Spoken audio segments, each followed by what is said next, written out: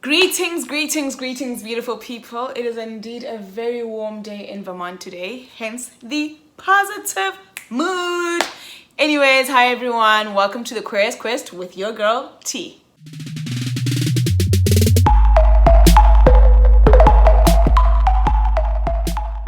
So, first of all, the first thing I want to do is say thank you to all the new viewers who are here today and welcome to this platform. And also thank you to the loyal ones. Y'all are so loyal even when I'm very inconsistent with my posting. So please don't drag me. I know I don't post very often, but I say this every time. I promise to do better. I promise to do better. And I know you're really going to drag me saying that, how are you doing a Pride Month vlog post so late when it's June feels like literally a gazillion years ago. It doesn't matter, time is a social construct. I'm still gonna tell you about how I celebrated Pride Month. Just FYI, for those of you who don't know, I was actually born in June, so I celebrated my birthday in Pride Month. If that is not the final stamp that I'm meant to be queer, I don't know what is. But yeah, overall, June, besides it being my birthday month, was an amazing month, especially from the LGBT Pride Month perspective. So for all of you viewers who are in South Africa, you'll know that we don't really do that much in June to celebrate the LGBT plus community and educate people about, you know, the roots of Pride Month and everything. So coming this side, I don't know if it's a good thing or a bad thing. I guess you can look at it, you can look at both sides of the coin. So Pride, unfortunately, has been very capitalized. A lot of brands are jumping on it. A lot of organizations are jumping on it, claiming to be woke and supporting the LGBT plus community, but really they're just there to make money and just like capitalize on the whole thing. And I think it's really messed up, my personal opinion, obviously, but I'm not gonna get into that. Today, I'm here for positive vibes only. So I'm only gonna highlight the positive experiences, my positive highlights that I had during the month. Currently at the airport, leaving Vermont for New York City for New York Pride 2019. Super excited!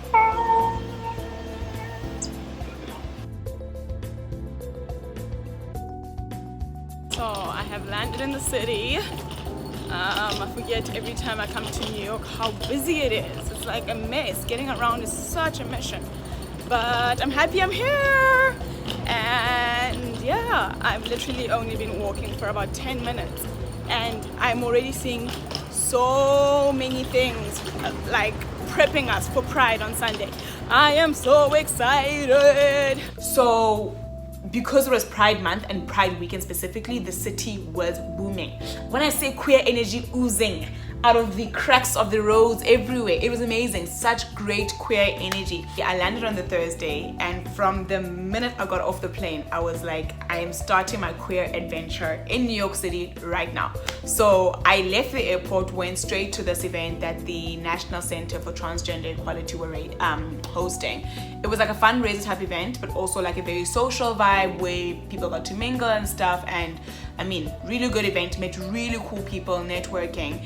And I think the key highlight for me was just like seeing what great work the organization NCTE, National Center for Transgender Equality, are doing for the trans community in the United States and just trans community at large. And to know that there's an organization specifically dedicated to fighting the rights of the trans community is just amazing. And again, met really amazing people and just got to experience a really cool event. So that was the Thursday, and I was like, this is going to be an amazing weekend. Like, I knew from then. So yeah, and then Friday, this was it. Thursday, Friday, Saturday, Sunday, like, guys, double chef's kiss.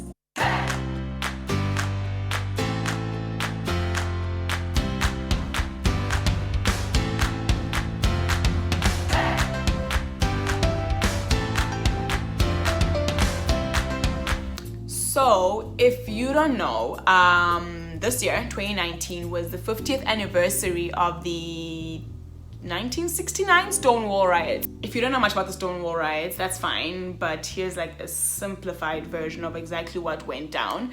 But again, in the most simple way, the Stonewall Riots are basically the reason we celebrate Pride today, and we have something called Pride Month. So 50 years ago, 28th of June, 1969, Around the time, there was a bar in New York City called Stonewall where this was like the gay spot. I can just imagine it be happening and stuff. But on the 28th of June specifically in 1969, the police raided the place, and the queer people were like, actually, nah, we're tired of this shit. We're tired of the oppression. We're tired of all the violence towards the LGBT plus community, and we're actually gonna stand up for our rights. And that is exactly what they did. They retaliated, and they were like, we're not gonna back down, we're standing up for our rights. And long story short, that big moment is 50 years ago is, again, as I said to you, why we have Pride Month today. I recommend that you guys do a little bit more research. Again, that's a super streamlined definition, but what I'm trying to say is that is where Pride Month all started. So your girl, obviously, on the day, 28th of June, exactly 50 years after the Stonewall Riots, made it a mission to go where? You guessed it. I went to Stonewall Inn, which I didn't go inside Stonewall Inn because, as you can imagine, the lines were sickening. But being in the space, I stood outside, I was just like, whoa, 50 years ago, right here is where it all started. And it sounds a little bit dramatic, but I promise you, I don't know, it was very emotional. But in a good way and a bad way. I was like, oh my gosh, I'm so grateful that, you know, all that happened 50 years ago, so again, that I can be here. But also just like, wow, it must have been tough, and people must have been really fed up.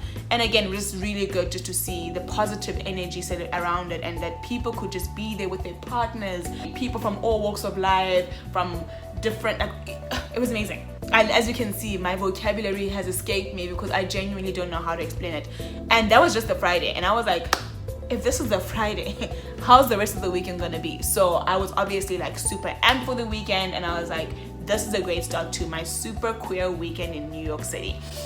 The next big highlight was actually that very same night. So my friend landed in New York City, and we went out. And we didn't go out lightly, like we went all the way in. So if you remember one of my videos, I mentioned that, you know, Vermont lacks diversity, specifically when it comes to race. And the first time I went out in Vermont, which was a 2000s hip-hop night, where you'd expect to be at least a couple of black people, I was the only black person in the entire club. So for me, I made it a mission, since New York City is more diverse, to be in diverse spaces where I'm going to see more people like me. And it just so happened that that evening, Puppy Juice, which is a big queer and trans people of color party, was happening in Brooklyn. Yo. Those are the only 3 words I have to describe the experience. Out of this damn world. Literally, I can't explain it to anyone. I remember just standing there and being like, this is kumnandila. Translation, it is nice here. It was amazing seeing so many black people. I hadn't seen so many black people in so long, and I was like, this feels nice, and I miss the space. Queer people, you know, beautiful people. It just, guys, it was amazing. And honestly, apparently Puppy Juice is a thing that happens annually. I didn't know about it. Obviously, it's my first time hearing about it, but I was like, I will fly back to New York City next year to be part of this again, because honestly, amazing experience where queer and trans people can just come and be, you know? Guys, amazing. And again, as a black queer woman, I'm gonna keep saying this, it was amazing just to be in that space and just see more people like me, which I don't see on an everyday basis, unfortunately, here in Vermont. Yeah, so that was a massive highlight for me, and shout out to Puppy Juice. You guys are doing great work, and honestly, truly appreciate it. I need to go back to Brooklyn. I need to go back to New York City. I just need to go back and experience that whole experience again. Tons of dancing, good time, good music, just a vibe. I remember I walked into the club at 2:30. And you know, if I can walk in at 2:30 and still say it was good, it was hella good. Got home at 5 a.m. and I was like, that was worth it. I'd do it tomorrow if I could. So yeah, that was definitely a big highlight for me.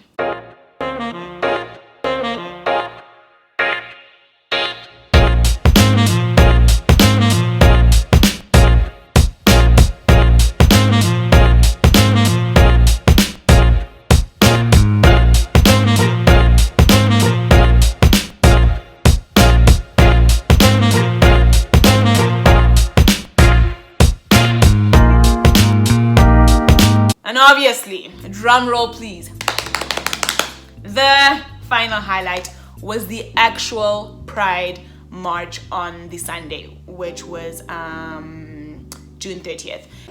It is here! 30th of June 2019. It is World Pride Day in New York. Your girl is obviously late, but look at me in my gay swag. Yeah, I'm so excited!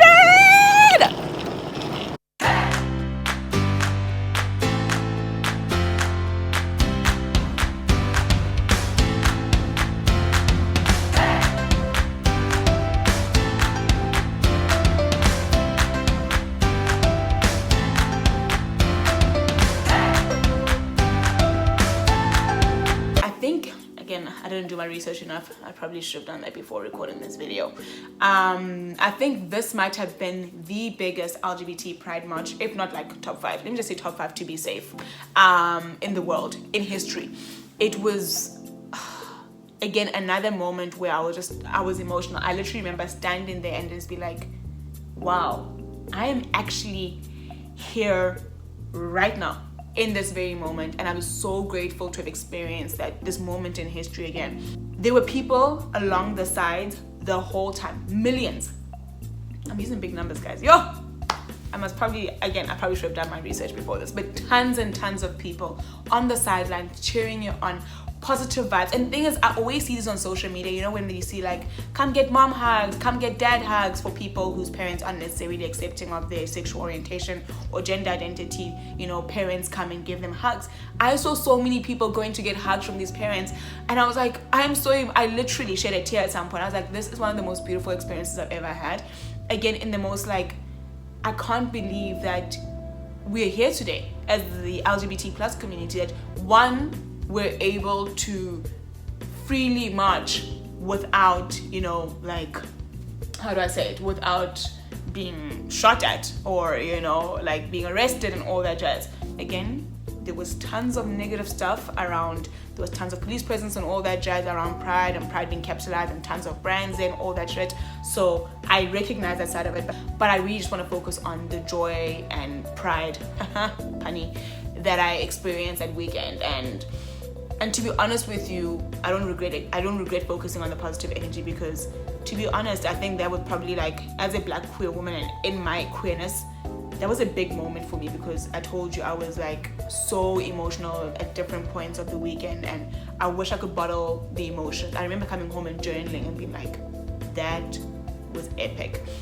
It sucks that it comes in bursts and we can't have it continuously. And first of all, it sucks so much that as the queer community and the LGBT plus community, that we're still going through the bullshit that we go through on a daily basis. But you know what? That is exactly why I'm choosing to focus on some of the positive stuff. But yeah, anyways, thank you all so much for coming back to watch another video. Thank you again to all the new viewers. I really appreciate all of you. Tons and tons and tons. Again, I promise to do better with my consistency of posting, but I really appreciate the support. Thanks everyone. Cheers.